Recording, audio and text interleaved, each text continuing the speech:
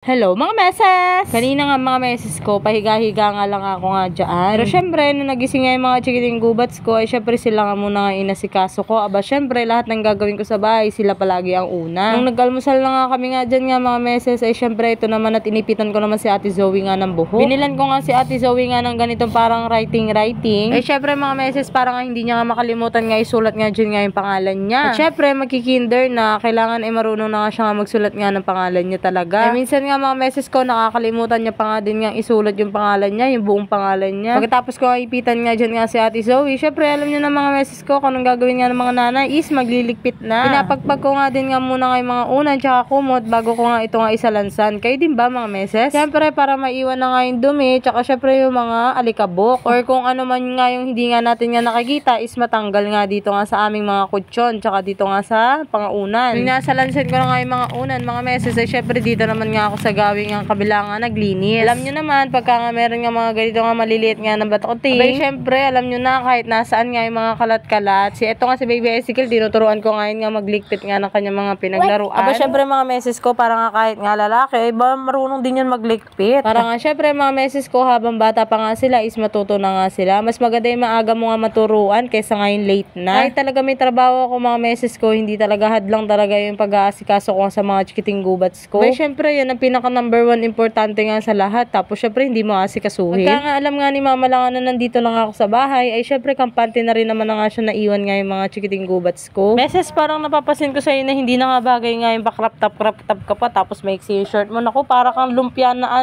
ginapos.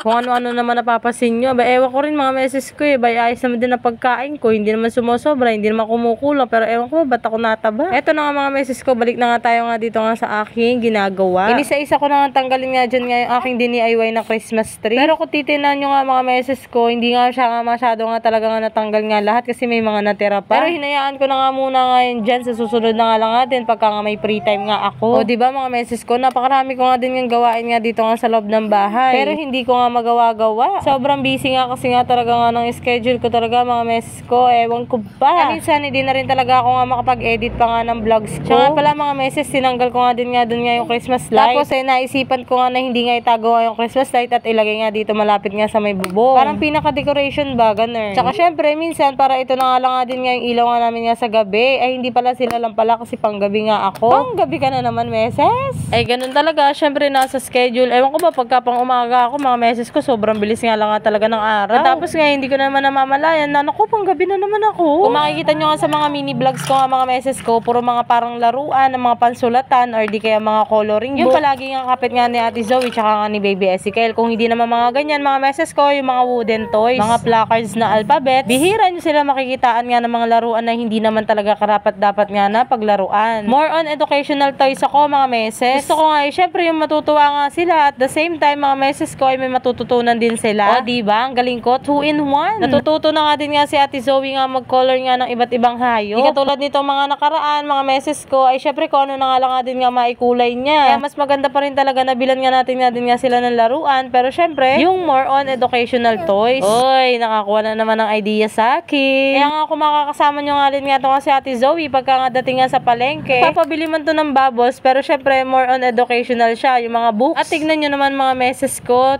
sinipit ko nga muna nga yung mga kortina para nga syempre madilim-dilim nga ng konti. Testing ko nga yung Christmas light. O siya mga meses ko, hanggang dito na lang. Oops, don't forget to follow my page para nga syempre lagi kang updated sa aking mga bago mini vlog. Aba naman meses, huwag mo na hindi kalimutan i-share. O siya, bye!